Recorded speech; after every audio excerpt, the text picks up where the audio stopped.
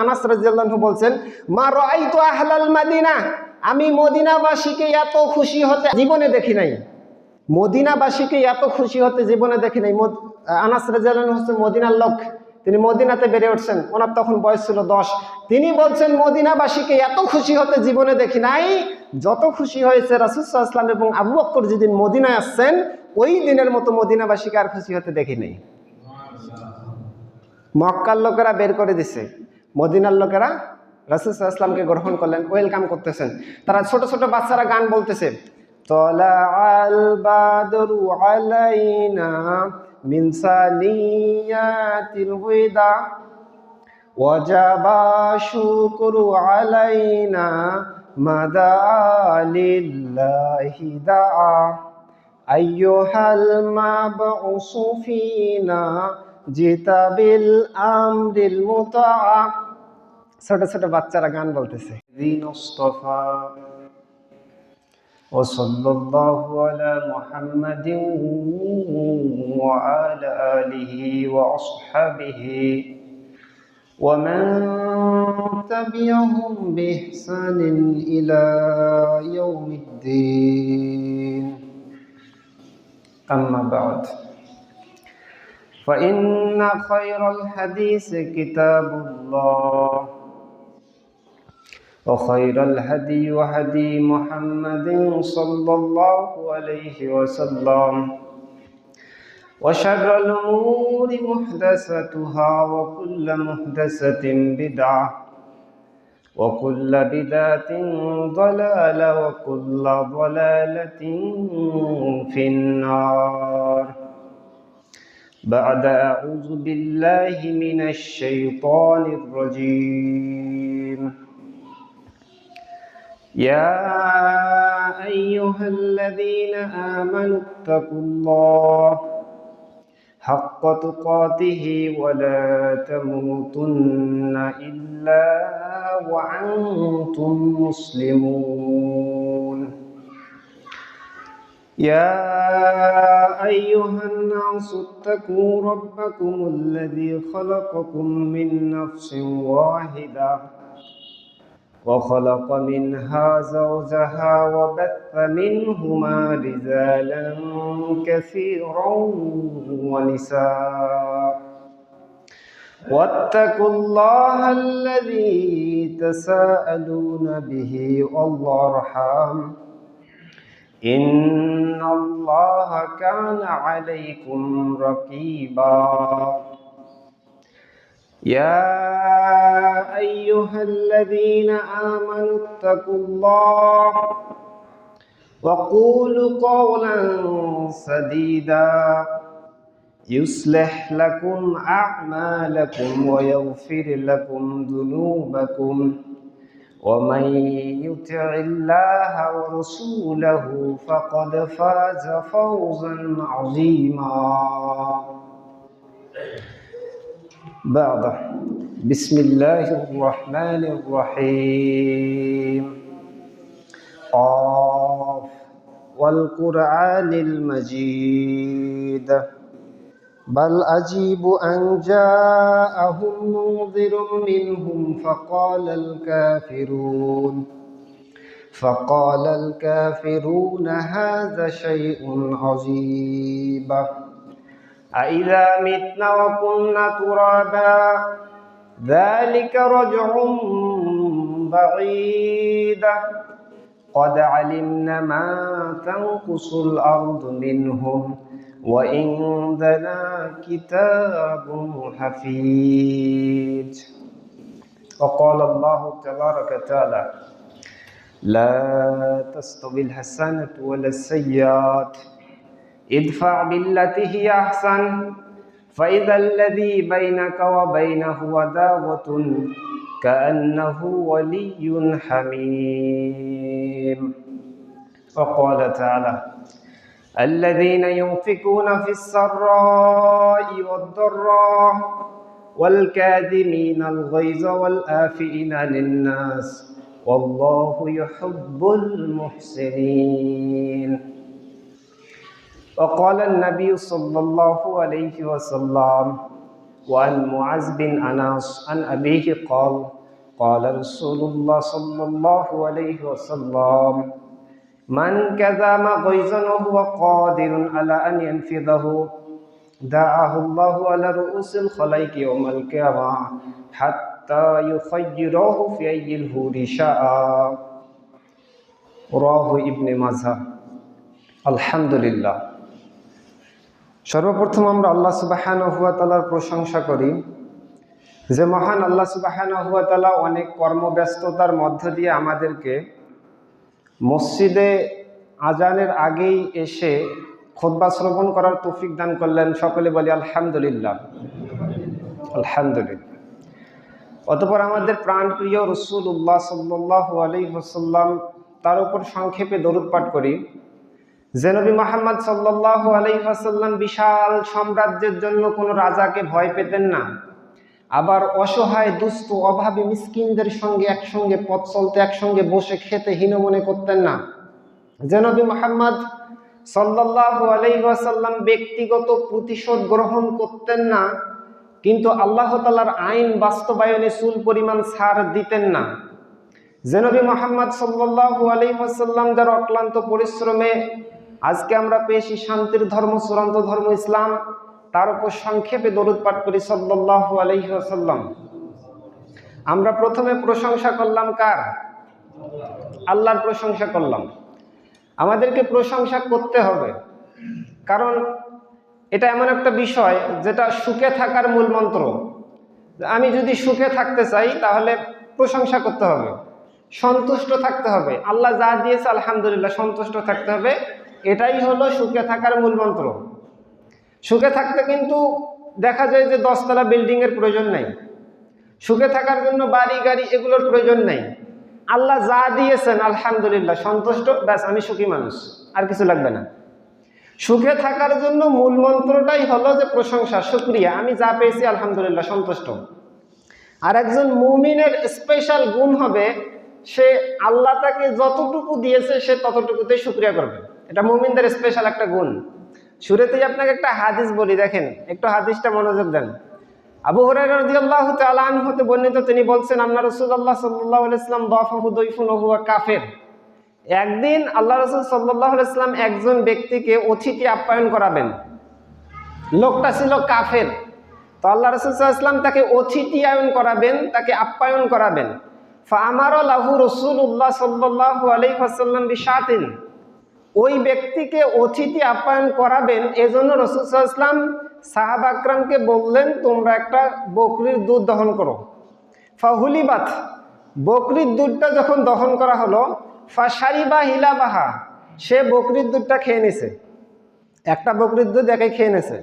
সুম্মা উখরা, এরপর নবী সাল্লাল্লাহু আলাইহি ওয়াসাল্লাম আর একটা বকরির দুধ দহন করতে বললেন, ফাশারিবাহু, সেটাও খেয়ে ফেললেন। সুম্মা উখরা, এরপর আর একটা বকরির দুধ যখন দহন করতে বললেন, ফাশারিবাহু, সেটাও খেয়ে ফেললেন।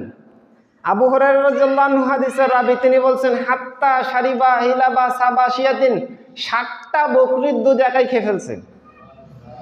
সে ছিল কি? কাফের। কাফের অবস্থায় 60টা বকরির দুধ একাই খেয়ে ফেলছে। হাদিসের পরের অংশ, সুম্মা ইন্নাহু আসবাহা, পরের দিন সকালবেলা আল্লাহর ইচ্ছা ভাগ্যক্রমে সে মুসলিম হয়ে গেছে, আলহামদুলিল্লাহ। এবার সে মুসলিম হয়ে নবী সাল্লাল্লাহু আলাইহি ওয়াসাল্লামের কাছে পরের দিন আবার আসছে। এবার নবী সাল্লাল্লাহু আলাইহি ওয়াসাল্লাম আবার তাকে অতিথি আপ্যায়ন করাবেন। ফাআমারা লাহু রাসূলুল্লাহ সাল্লাল্লাহু আলাইহি ওয়াসাল্লাম বিশাতিন, আল্লাহ রাসূল আজকেও আদেশ করলেন যে আমি একে অতিথি আপ্যায়ন করাবো, এর জন্য একটা বকরির দুধ দহন করো। ফাহুলিবাত ফাশারিবাহু, যখন বকরির দুধ দহন করা হলো তিনি খেয়ে ফেললেন।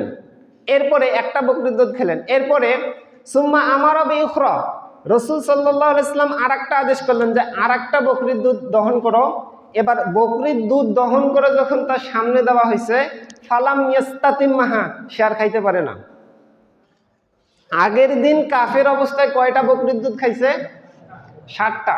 পরের দিন যখন মুসলিম হয়েছে একটা খেয়ে পেট ভরছে, আর একটা খাইতে পারে না, একটাই যথেষ্ট। এর প্রপেক্ষিতে রাসূল সাল্লাল্লাহু আলাইহি ওয়াসাল্লাম বললেন, এর পরের অংশ তিনি বলতেছেন আল মুমিন, একজন মুমিন ব্যক্তি ইয়াশরাবু ফি মিয়ান ওয়াহিদ, সে এক পেটে খাবে। ওয়াল কাফিরু ইয়াশরাবু ফি সাবআতি আমআইন, আরেকজন কাফের ব্যক্তি 7 পেটে খাবে। মানে ও কিন্তু পূর্বের দিন কাফের ছিল, কাফেরে ওর ভরে না 7টা বকরির দুধে ওর ভরে না। পরের দিন মুসলিম হয়েছে, একটা বকরির দুধে ওর ভরে গেছে পেট। মানে মুমিনদের স্পেশাল একটা গুণ হবে, সে অল্প যা পেয়েছে তাতে সন্তুষ্ট, শুকরিয়া করবে, আলহামদুলিল্লাহ যা পেয়েছি তাতেই সন্তুষ্ট। মানে স্পেশাল তার একটা গুণ হবে এটা, যে অল্পতেই সে সন্তুষ্ট হবে, অল্পতেই সন্তুষ্ট হবে। তো আমরা আল্লাহর কাছে শুকরিয়া করব যতটুকু পেয়েছি, তাহলে সুখী হতে পারবো। সুখে থাকার এটাই হচ্ছে মূল মন্ত্র। মানে আমরা যদি সুখী হতে চাই, আমরা সুখী নই কেন? আমরা দেখব যে আমাদের যতটুকু আছে তার উপরের দিকে তাকাই। কারো যদি 2 টাকা থাকে, সে আশা করে 4 টাকা, কারো 4 টাকা থাকলে 100 টাকা, ওই 100 টাকা থাকলে ও আবার বেশি আশা করে। এভাবে আমাদের যেটা চাওয়ার আকাঙ্ক্ষা, এটা উপরের দিকে, এই জন্য আমরা সুখী নই। তাহলে সুখে থাকবো মূল মন্ত্র কি? যতটুকু পেয়েছি আলহামদুলিল্লাহ, সন্তুষ্ট, সুখী, ব্যাস, আর কিছু লাগবে না, সুখী এখন। তো যাই হোক, আমরা শুকরিয়া করবো সবসময় আল্লাহর কাছে, ইনশাআল্লাহ। আল্লাহ তৌফিক দান করুক, আমিন ইয়া রাব্বুল আলামিন। তো আজকে আমি সংক্ষিপ্ত সময়ে যে কথাগুলো বলবো, একটা বিষয় নিয়ে কথা বলবো, সেটা হলো আপনারা জানেন আমরা প্রত্যেক দিন এশার নামাজের পর দার্স চালাই। এশার নামাজের পর প্রত্যেক দিন দার্স হয় আমাদের মসজিদে। তো আমি আজকে এই বিষয়টা নিয়ে কথা বলবো যে আসলে আমরা কেন এই দার্সের ব্যবস্থা করব আর প্রয়োজনটা কি। কয়েকটা প্রশ্নের উত্তর আমরা আজকে দেখার চেষ্টা করব যে কেন আমরা দার্সের ব্যবস্থা করি। প্রথম প্রশ্ন হবে এখানে, হয়তো প্রশ্ন করতে পারে যে অনেক তো আলোচনা হয়, দার্সের ব্যবস্থা করার দরকার কি? এরকম আলোচনার ব্যবস্থা করার দরকারটা কি?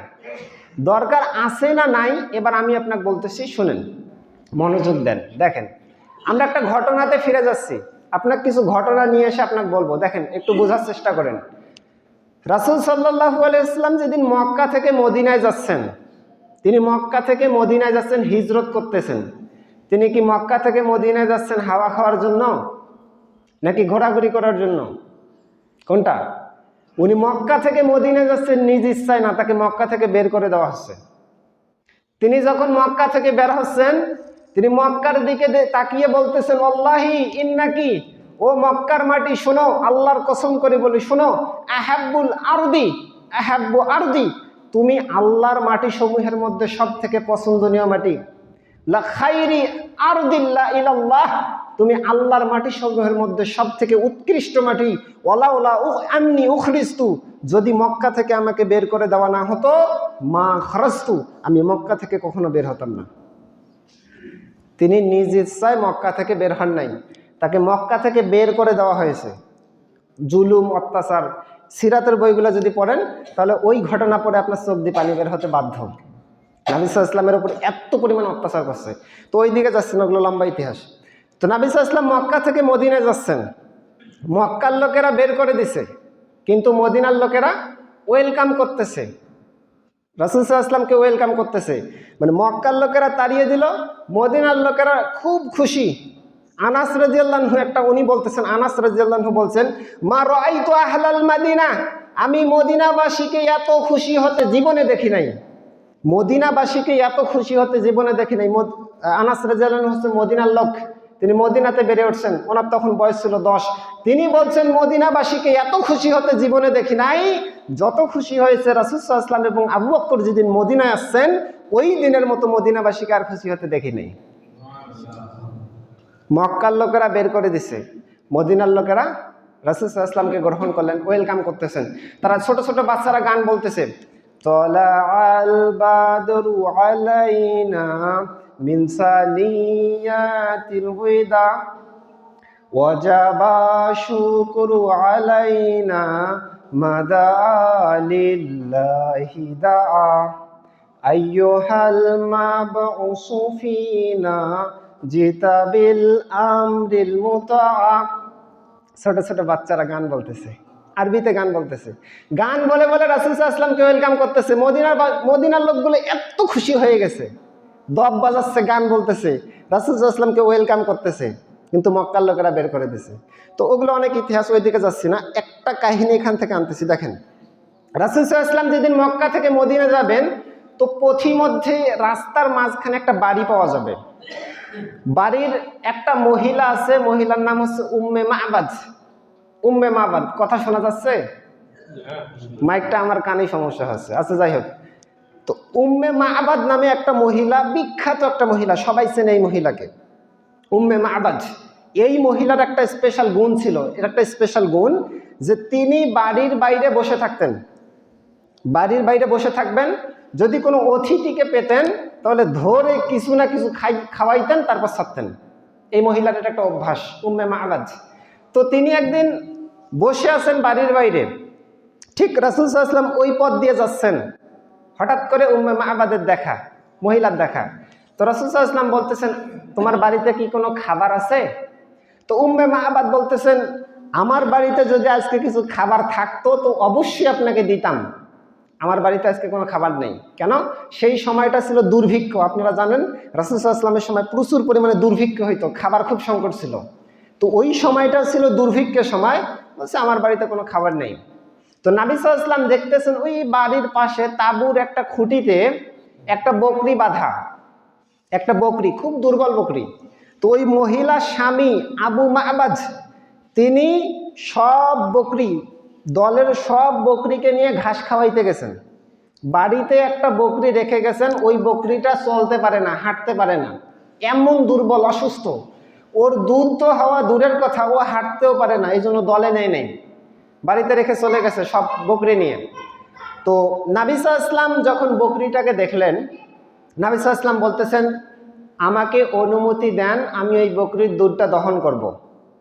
মহিলা অবাক যে একটা দুর্বল বকরি, এর তো দুধে নেই, এ তো হাঁটতেই পারে না, একে দহন করবে, একে কিভাবে দুধ বের হবে?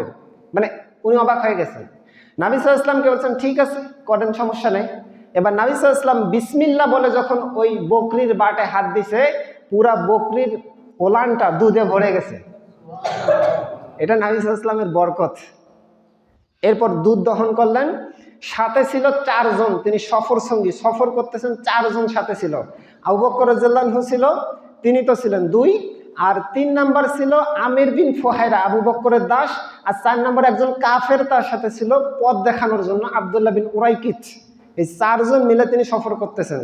দুধ দহন করে প্রথমে সবাইকে খাওয়ালেন, খাওয়ানোর পর নিজে খেলেন, খাওয়ার পর 1 বাটি দুধ দহন করে ওই বাড়ির মহিলাকে দিয়ে আবার তিনি পথ ধরলেন। তো এবার তিনি চলে গেলেন মদিনায়, পথ ধরলেন।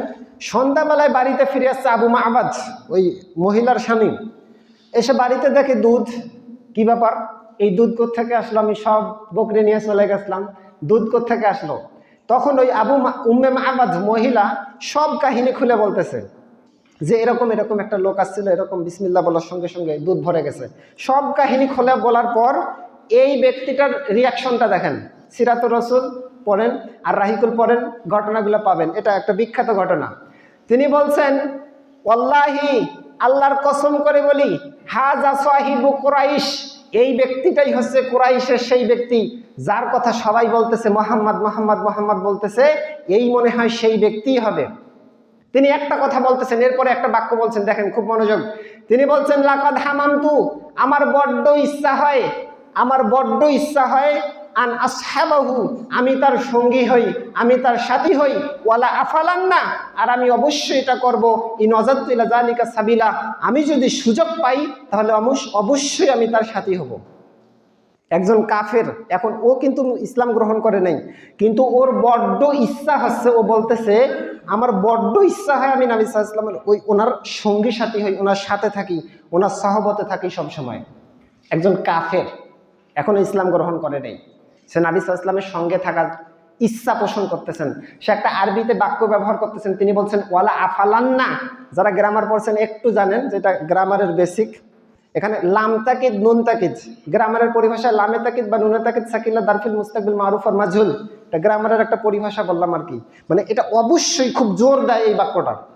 তিনি বলছেন আমি অবশ্যই অবশ্যই তার সঙ্গী হব যদি আমি সুযোগ পাই।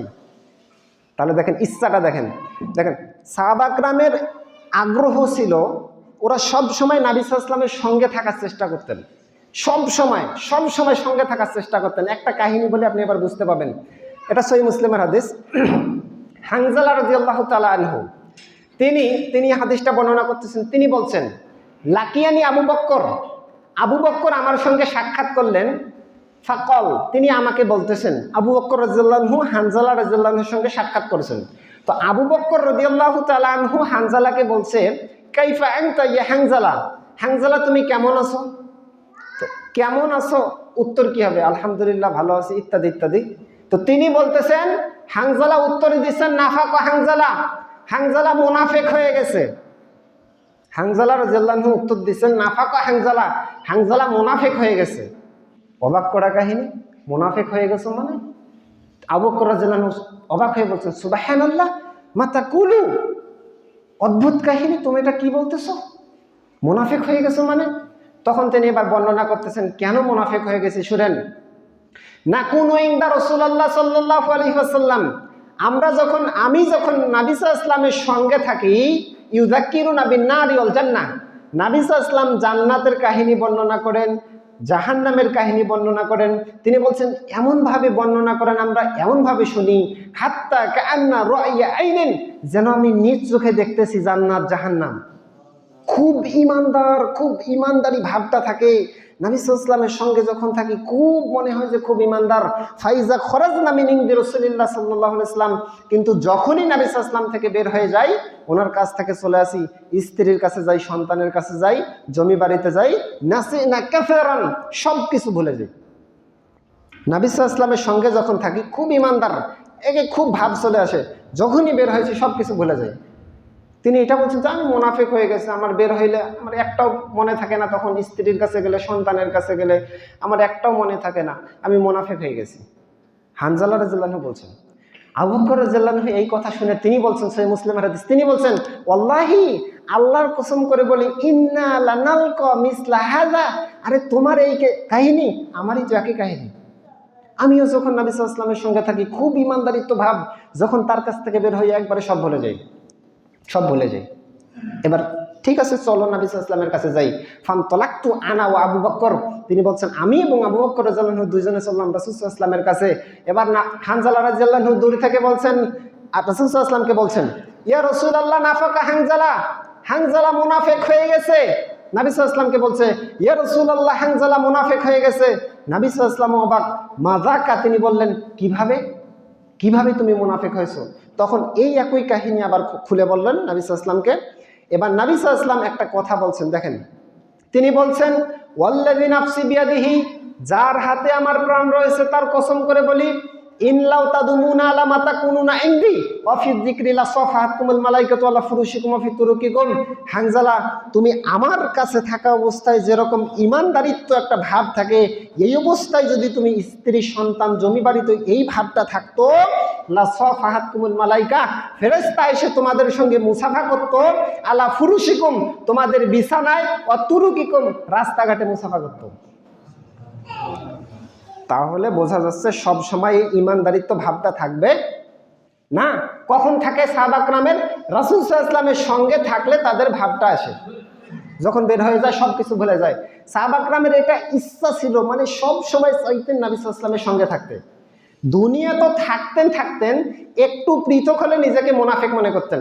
এমনকি কিছু কিছু সাহাবী জান্নাতেও তার সঙ্গে থাকতে চাইতেন। এই দেখেন, রাবিয়া ইবনে কাব নামে একজন সাহাবী, তিনি বলছেন যে কুনতু মা'আন নবী সাল্লাল্লাহু আলাইহি ওয়াসাল্লাম, আমি নবী সাল্লাল্লাহু আলাইহি ওয়াসাল্লামের সঙ্গে ছিলাম, রাত্রিতে তার সঙ্গে থাকি। ফাআতাইতুহু বিউজুহিহি ওয়া হাজাতিহি, আমি তার উজুর পানি, হাজাতিহি মানে হাজাত মানে প্রয়োজনীয় জিনিসপাতি, গামছা, মিসওয়াক ইত্যাদি, আমি উজুর পানি এবং প্রয়োজনীয় জিনিসপাতি তাকে এগিয়ে দিতাম, রাত্রিবেলায় তার সঙ্গে থাকতাম। তো একদা তিনি আমাকে বললেন, রাবিয়া সাল, ফাকাল আলী সাল, তিনি আমাকে বলছেন, রাবিয়া তুমি আমার কাছে কিছু চাও, আমি তোমাকে দিয়ে দেই।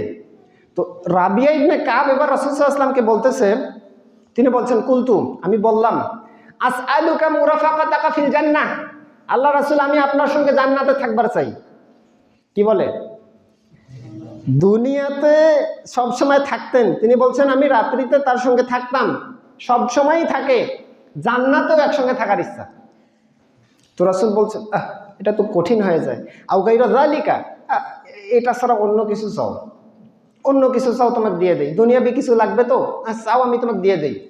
তো নাসর বান্দা, সাহাবী নাসর বান্দা, তিনি বলছেন হুয়া জাকা, এইটাই লাগবে, আমি এইটাই চাই, জান্নাতে আপনার সঙ্গে থাকবে, আর কিছু চাই না। তখন রাসূল সাল্লাল্লাহু আলাইহি ওয়াসাল্লাম বলছেন ফাইন্নী আলা নাফসিকা বিকাসরাতিস সুজুদ, তাহলে বেশি বেশি সেজদা করে তুমি আমাকে সাহায্য করো, মানে বেশি বেশি নফল সালাত আদায় করো। তাহলে বেশি বেশি নফল সালাত আদায় করলে রাসূল সাল্লাল্লাহু আলাইহি ওয়াসাল্লামের সঙ্গে থাকার একটা মানে একটা সুযোগ হইতে পারে, যদি আমরা বেশি বেশি নফল সালাত আদায় করি। তাহলে আপনাকে এই এতক্ষণ ধরে বোঝাচ্ছি, সাহাবা একরাম সব সময় রাসূল সাল্লাল্লাহু আলাইহি ওয়াসাল্লামের সঙ্গে থাকার চেষ্টা করতেন। কেন? কারণ ওই যে একটু আগে বললাম, রাসূল সাল্লাল্লাহু আলাইহি ওয়াসাল্লামের সঙ্গে থাকলে তাদের ঈমানটা শক্তিশালী হয়। একটু পৃথক হলে মনে হয়েছে সব ভুলে গেছে, মুনাফেক হয়ে গেছে, এরকমটা মনে হয়।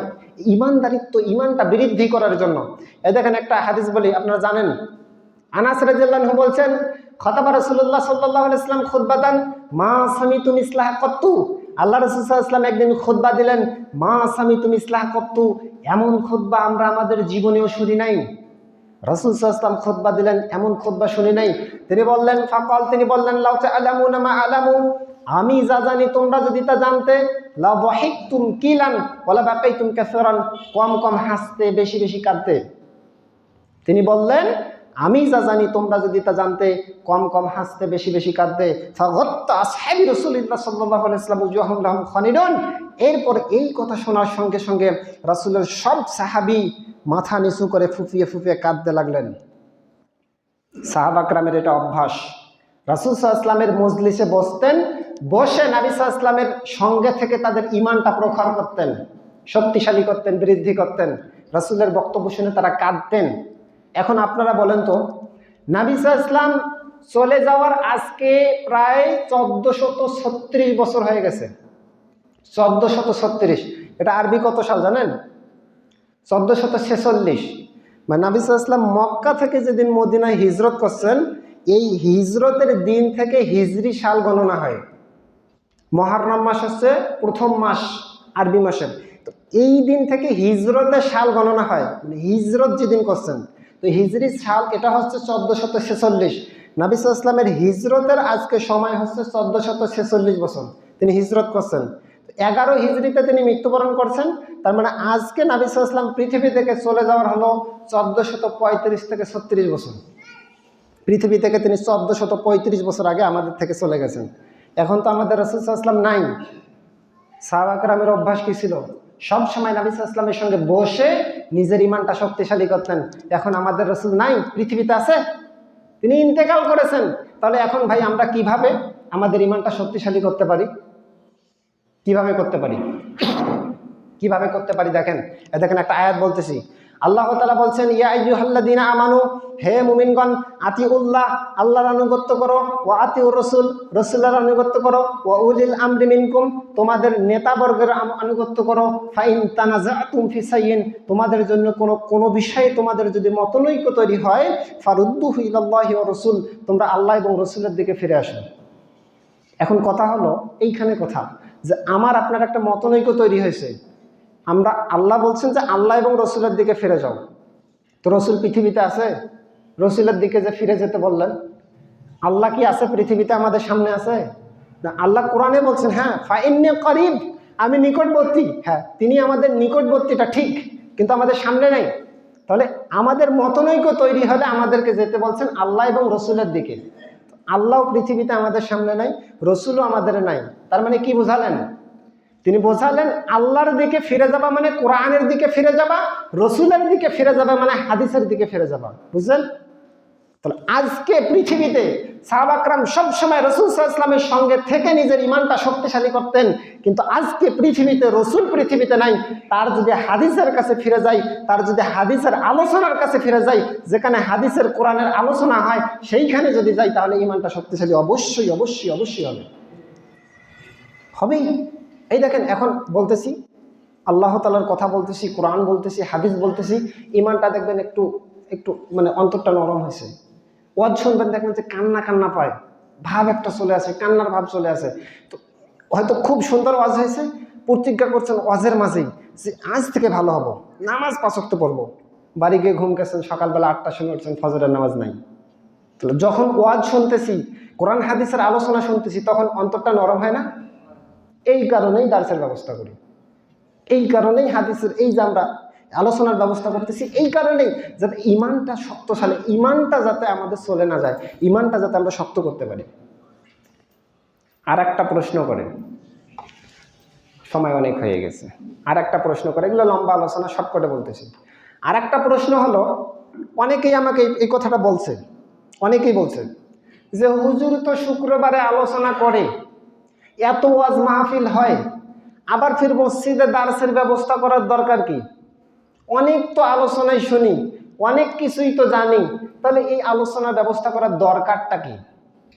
প্রশ্ন করে কি করে না? অনেকেই করে, তো অনেক জানি, তাহলে দরকারটা কি? দরকার আছে না নাই? এবার আপনি দেখেন, হ্যাঁ, এই কথাটার সাথে আমরা সবাই তার সঙ্গে একমত যে হ্যাঁ, আমরা কিন্তু অনেক কিছু জানি, আমরা অনেক কিন্তু ওয়াজ শুনি, অনেক কিছু জানা আছে আমাদের কোরআন হাদিসের, কিন্তু আমরা ভুলে যাই, জানার পরেও আমরা ভুলে যাই। এমনটা নয় যে আমি বাড়িতে আছি আর আল্লাহ তাআলা আমাকে ওহী করতেছেন যে শাকিরুল, এই যে না ওহী, তুমি এখন গিয়ে তাদের সামনে বক্তব্য দাও, এটা হবে? হবে না। তাহলে আমি কি বলবো? কোরআন হাদিস পড়ে এসে তো বলবো নাকি? তার মানে আমি যেটা পড়ে এসে বলতেছি ওইটা কোরআন হাদিস থেকে, আর হতে পারে ওই কোরআন হাদিসের আরেকটা হাদিসটা আপনি আগে জানতে পারেন, এটা স্বাভাবিক, কারণ কোরআন থেকেই তো আমি বলতেছি। আর হতে পারে আপনি কোরআনের আয়াতটা আগেই জানেন, তাহলে আমি সেটাই বলবো যেটা আপনি জানেন। তাহলে এখন প্রশ্নটা হলো যে আমরা তো এগুলো জানি, তাহলে আমরা আলোচনা আবার শুনবো কেন? এই দেখেন, এবার আসলো পয়েন্টে। আসলে আমরা অনেক কিছু জানি, কিন্তু আমাদের মাথায় থাকে না, ভুলে যাই। আমরা কি করি? ভুলে যাই, আমরা ভুলে যাই। আপনার একটা হাদিস সংক্ষেপে বলতেছি, আপনি একটু মনোযোগ দেন। লম্বা হাদিস, আমি শর্টকাটে বর্ণনা করতেছি, খুব সময় নেই। দেখেন, আবু হুরায়রা রাদিয়াল্লাহু তাআলা আনহু তিনি বলছেন, আল্লাহ তাআলা যখন আদম আলাইহিস সালামকে সৃষ্টি করছেন, লাম্মা খালাকাল্লাহু আদম মাসআ যাহরুহু ফাসাকাতা মিন যাহরিহি কুল্লু নাসামাতিন হুয়া খালিকু মিন যুররিয়াতি ইলা ইয়াউমিল কিয়ামা। আল্লাহ তাআলা যখন আদম আলাইহিস সালামকে সৃষ্টি করলেন, সৃষ্টি করার পর তার পিছনটা একটু বলাইছেন, মাসাহ করছেন, একটু বলাইছেন। ফাসাকাতা মিন যাহরিহি কুল্লু নাসামাতিন হুয়া খালিকু মিন যুররিয়াতি ইলা ইয়াউমিল কিয়ামা।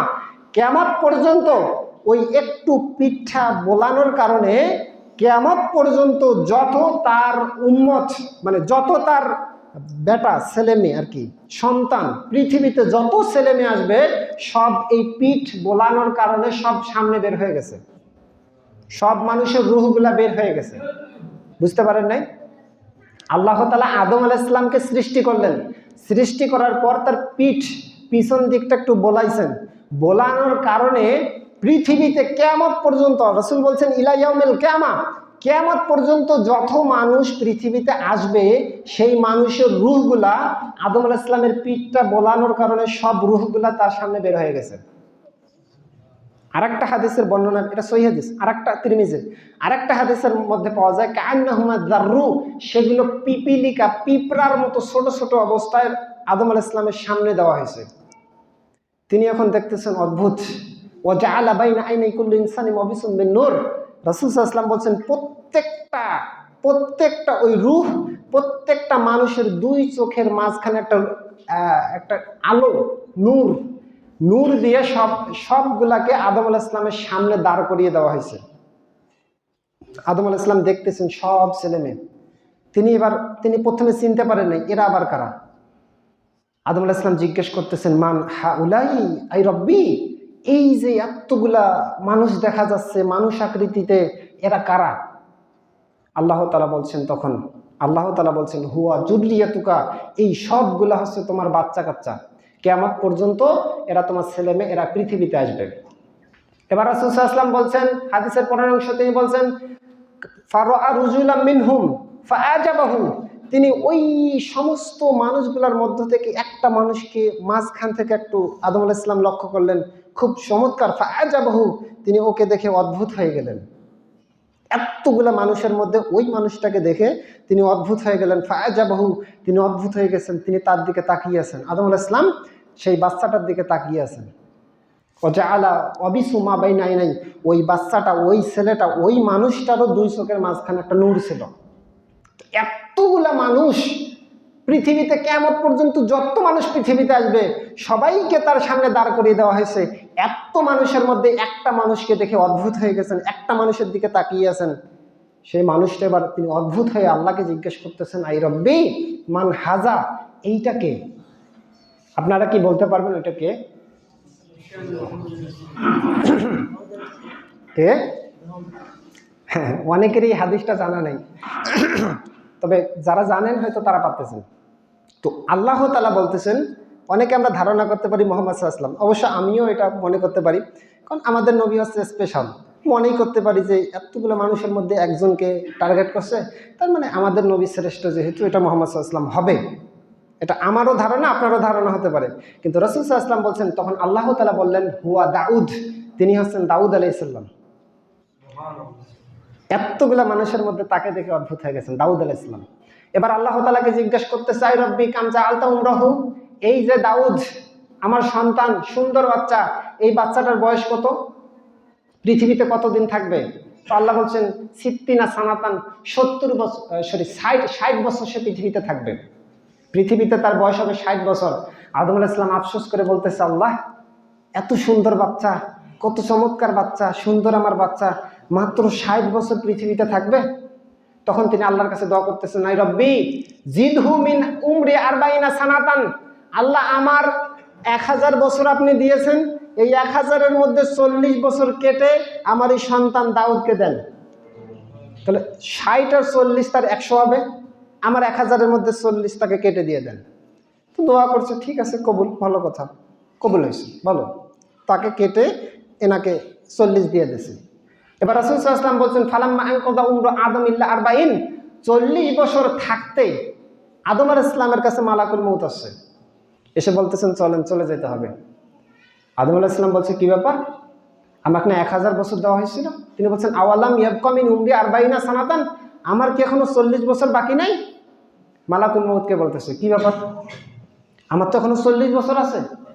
তখন মালাকুল মউত বলছে, আরে ওই বলেনি, ওই যে আপনি দাউদকে দিলেন, আওয়ালাম তুতি হাইবনাকা দাউদ, ওই যে দাউদকে দিলেন। তখন রাসূল সাল্লাল্লাহু আলাইহি ওয়াসাল্লাম বলছেন, ফাজাহাদা আদম, আদম আলাইহিস সালাম অস্বীকার করলেন, দেই নাই। হ্যাঁ, কখন দিলাম, তাই নাই? দাউদ আলাইহিস সালাম ফাজাহাদা আদম, আদম আলাইহিস সালাম অস্বীকার করলেন। আদম আলাইহিস সালাম কিন্তু দিয়েছিলেন আগে 40 বছর, কিন্তু এবার 40 বছর থাকতেই যখন মালাকুল মউত এসে গেছে, তখন বলতেছে দেই নাই। ফাজাহাদা আদম, আদম আলাইহিস সালাম অস্বীকার করলেন, ফাজাহাদা যুররিয়াতুহু, এজন্য সন্তানরাও অস্বীকার করে। মানে তিনি ভুলে গেছেন, অনুসিয়া আদম, আদম আলাইহিস সালাম ভুলে গেছেন। আল্লাহ নিষেধ, আল্লাহ বলছিলেন, রাসূল সাল্লাল্লাহু আলাইহি ওয়াসাল্লাম বলছেন, অনুসিয়া আদম ফাকালা মিনাশ শাজারাত, আদম আলাইহিস সালাম ভুলে গেছেন। আল্লাহ বলছিল, লা তাকরাবা হাযিহি শাজারা, আদম সাবধান, ওই গাছের কাছেও যাবা না। আল্লাহ বলছেন গাছের কাছেও যাবা না। ফাকালা মিনাশ শাজারাত, সেখান থেকে খেয়ে নিয়েছেন। আল্লাহ কিন্তু বলছিলেন যে গাছের কাছেও যাবা না। কোরআনের আয়াত সূরা বাকারাতে, লা তাকরাবা হাযিহি শাজারা, গাছের কাছেও যাবা না। শয়তান এবার আসছে পিছন দিক দিয়ে, এসে বলতেছে, ফাওয়াসওয়াসা ইলাইহি শয়তান, শয়তান ওয়াসওয়াসা দিছে, হাল আদুল্লাকা আল্লাহ শাজারাতুল খুলদি ওয়া মুলকিন লা ইয়াবলা, আদম আমি কি তোমাকে এমন একটা গাছের কথা বলবো, যে গাছটার কাছে যদি তুমি যাও, গাছের ফল যদি তুমি খাও, তাহলে এমন একটা রাজত্ব পাবা, যে রাজত্ব কখনো ধ্বংস হবে না, এমন একটা জীবন পাবা, যে জীবনে কখনো মরবা না। ফাকালা মিনহা, তিনি ওই যে শয়তান কুমন্ত্রণা দিছে, ফাকালা মিনহা, তিনি খেয়ে নিয়েছেন। আল্লাহ নিষেধ করছিলেন, অনুসিয়া আদম ফাকালা মিনাশ শাজারাত, আল্লাহ নিষেধ করছিলেন গাছের কাছেও যাবা না, তিনি গাছের কাছে গেছেন, গাছের ফল খেয়ে নিয়েছেন। তিনি ভুলে গেছেন যে আল্লাহ তাকে এটা নিষেধ করছিল, ভুলে গেছেন। এই জন্য রাসূল সাল্লাল্লাহু আলাইহি ওয়াসাল্লাম বলছিলেন, নুসিয়াত যুররিয়াতুহু, এজন্য কিয়ামত পর্যন্ত যত তার সন্তান আসবে সবাই ভুলে যাবে। আমাদের এরকম হয় না, কোন একটা কাজ করছি ভুলে গেছি, মানুষের এটা স্বভাব যে আমরা ভুলে যাই। আমি এই লম্বা হাদিসটা কেন বললাম এই কারণে, আপনাকে বোঝাতে চাচ্ছি, মানুষের স্বভাবই এটা যে আমরা ভুলে যাই। তখন আপনি আমাকে প্রশ্ন করেছিলেন যে ভাই আমরা তো অনেক কিছুই জানি, তাহলে এই দার্সের ব্যবস্থা করব কেন? আমি বলি যে আমরা ভুলে যাই, এই জন্য করি। আমরা সেটাই আলোচনা করি যেটা আমরা জানি, তাই না? তো জানাটা শুনবো কেন? আমরা ভুলে যাই, এই জন্য শুনবো। বুঝতে পারেন না? এখন আপনি আবার যদি একটু মাতাব্বরি করে বলেন যে আমি ভুলি না, আমার মনে থাকে, আমি ভুলি না, এবার আমি আপনাকে আর একটা কাহিনী বলি সংক্ষেপে, দেখেন। উমর রাদিয়াল্লাহু তাআলা আনহু, রাসূল সাল্লাল্লাহু আলাইহি ওয়াসাল্লামের মৃত্যুর কাহিনী যারা প্রথম থেকে আসলেন তারা বিষয়টা উপলব্ধি করতে পারবেন। রাসূল সাল্লাল্লাহু আলাইহি ওয়াসাল্লাম সবসময় সাহাবা একরাম রাসূল সাল্লাল্লাহু আলাইহি ওয়াসাল্লামের সঙ্গে থাকার চেষ্টা করতেন। একটু আগে বললাম না, খুব লম্বা ডিটেলস আলোচনা করলাম। সবসময় থাকার চেষ্টা করতেন, একটু যদি পৃথক হতেন নিজেকে মুনাফিক মনে করতেন, এরকম মনে হতো। এই রাসূল সাল্লাল্লাহু আলাইহি ওয়াসাল্লাম যেদিন মৃত্যুবরণ করছেন, সব সাহাবী পাগল হয়ে গেছেন, মানে মাথায় মনে হয় সেন্স নাই, এরকম অবস্থা হয়ে গেছে। সবার জ্ঞান বুদ্ধি লোপ পেয়ে গেছে। কেউ দৌড়াচ্ছে পাহাড়ের দিকে, কেউ দৌড়াচ্ছে জঙ্গলের দিকে।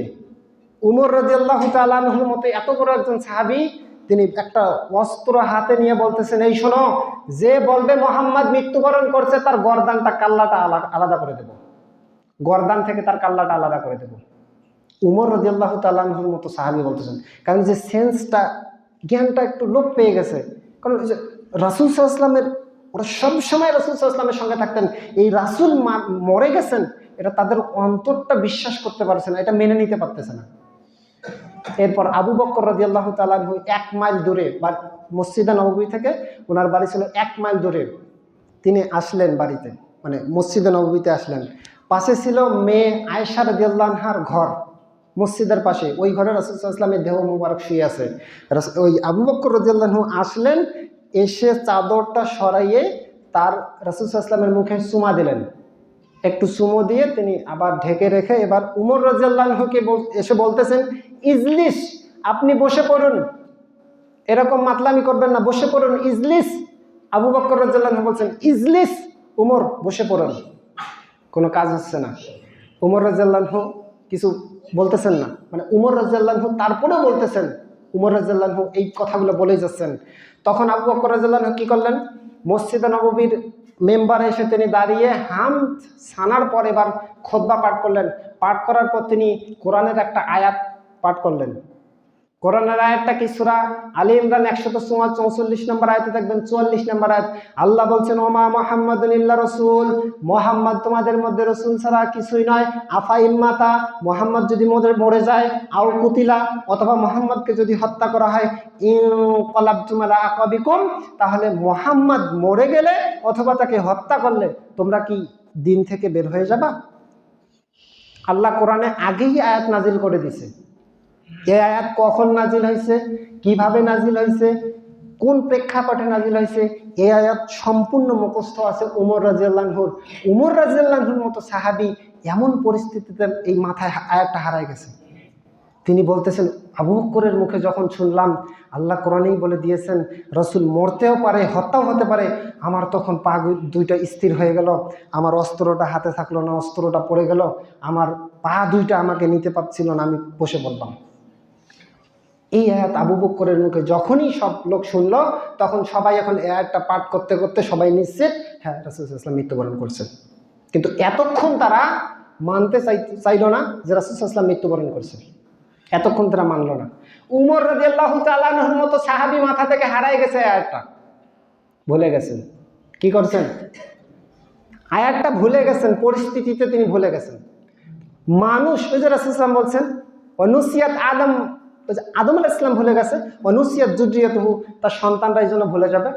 এই দেখেন, আর উমরের মতো সাহাবী ভুলে গেছে আয়াত। সব সাহাবীর মাথায় নেই, কারণ ওরা হয়ে গেছে, মাথা থেকে হারাই গেছে। এই জন্য আমরা দেখা যায় যে আমরা অনেক কিছুই জানি কিন্তু আমাদের মাথায় থাকে না। এই জন্য আমরা কি করি, একটু আলোচনার ব্যবস্থা করি যাতে আমরা এইগুলো আমাদের চর্চায় থাকে, ইমানটা একটু মজবুত থাকে, ইমানটা বৃদ্ধি করতে পারি, ইমানটা জাগ্রত করতে পারি। এই জন্য আমরা মূলত দার্সের ব্যবস্থা করি। এখান থেকে নতুন অনেক কিছু শেখাও হয়, যারা জানে না তাদের শেখা হয়। এই জন্য আমরা এগুলো আলোচনার ব্যবস্থা করি। অনেকে দেখা যায় যে থাকে না, নামাজ পড়ার পর চলে যায়, 4-5 মিনিট আলোচনা হয়।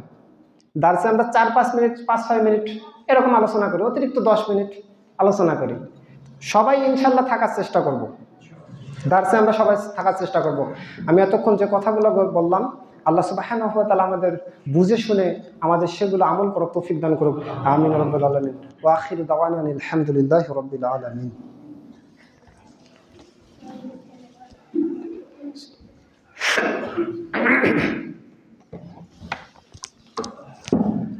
নাহমাদুহু ওয়া নুসাল্লি আলা রাসূলিহিল কারীম সাল্লাল্লাহু আলা মুহাম্মাদিন ওয়া আলা আলিহি ওয়া আসহাবিহি ওয়া মান তাবিআহুম বিইহসানিন ইলা ইয়াউমিদ্দিন, আম্মা বাদ। তো আমরা সংক্ষেপে আলোচনা করলাম, আমরা দার্সের একটু গুরুত্ব বোঝানোর চেষ্টা করলাম যেগুলো আলোচনার দরকার আছে। আর রাসূল সাল্লাল্লাহু আলাইহি ওয়াসাল্লাম স্পেশালি একটা হাদিস বলছেন। তিনি বলছেন, আবু উমামা রাদিয়াল্লাহু তাআলা আনহু এই হাদিসটা বর্ণনা করেছেন। তিনি বলছেন, মান গাদা ইলাল মসজিদ, কেউ যদি মসজিদে আসে, লা ইউরিদু, কোনো উদ্দেশ্য নাই, ইল্লা আন ইয়াতাআল্লামা খায়রান, তার একটা উদ্দেশ্য। কি উদ্দেশ্যে মসজিদে আসছে? একটা উদ্দেশ্য কি? যে সে মানুষকে ভালো কিছু শেখাবে, আও ইয়ালামাহু, অথবা সে নিজে কিছু শিখবে। কোনো উদ্দেশ্য নেই, অন্য কোনো কাজে আসে নাই, তেমন কোনো কিছু নেই, একটা উদ্দেশ্যে মসজিদে আসছে, সেটা হলো হয় সে নিজে কিছু শিখবে অথবা ভালো কিছু মানুষকে শেখাবে। এই একটা উদ্দেশ্য নিয়ে যদি কেউ মসজিদে আসে, রাসূল সাল্লাল্লাহু আলাইহি ওয়াসাল্লাম বলছেন, কানা লাহু কাআজরি হাজ্জিন তাম্মা হিজ্জাতুহু, তার আমল নামায় আল্লাহ তাআলা পরিপূর্ণ একটা হজের নেকি আল্লাহ লিখে দিবেন। একটা হজের নেকি। হাদিস তো সহিহ, সহিহ তারগিবের হাদিস, সহিহ নিট অ্যান্ড ক্লিন হাদিস। হাদিসটা হাদিস যে এখানে বসবো 5 মিনিট থাকলে আল্লাহ একটা কোরআনে একটা হজের নেকি আল্লাহ লিখে দিবেন। হাদিস তো সহিহ, কিন্তু মূল্যায়ন কতটুকু করতে পারে?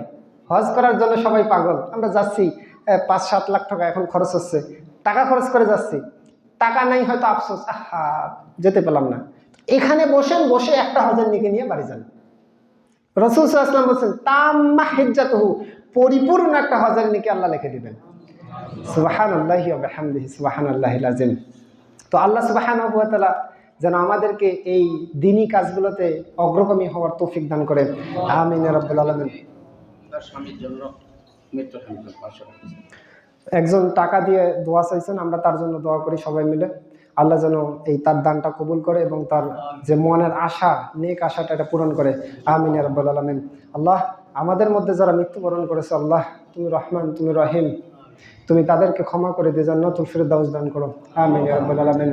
আল্লাহ, আমরা যারা পৃথিবীতে বেঁচে আছি, আমাদেরকে ঈমানের হালতে মৃত্যুবরণ করার তৌফিক দান করুন, আমিন ইয়া রাব্বাল আলামিন। হে আল্লাহ, আমরা যারা পৃথিবীতে বেঁচে আছি তাদেরকে ইসলামের ওপর সম্পূর্ণ প্রবেশ করে ইসলাম মানার তৌফিক দান করুন, আমিন ইয়া রাব্বাল আলামিন। আল্লাহ তাআলা আমাদেরকে রহম করুন, আমিন ইয়া রাব্বাল আলামিন। এই বলে আজকে সংক্ষিপ্ত কথা, হ্যাঁ আমাদের ইমাম সাহেব, এটা বলতে ভুলে গেছিলাম, আমাদের ইমাম সাহেব উনি অসুস্থ, অপারেশন করছেন, তাই না? অপারেশন হয়ে গেছে, আল্লাহ যেন তাকে পূর্ণ শেফা দান করে, আমাদের মাঝে ফিরে আসার তৌফিক দান করে, আমিন ইয়া রাব্বাল আলামিন। এই বলে আজকে সংক্ষিপ্ত জুমার খুতবা এখানে শেষ করলাম। সুবহানাকাল্লাহুম্মা বিহামদিকা আশহাদু আল্লা ইলাহা ইল্লা আনতা আস্তাগফিরুকা ওয়া আতুবু ইলাইক। আসসালামু আলাইকুম ওয়া রাহমাতুল্লাহ।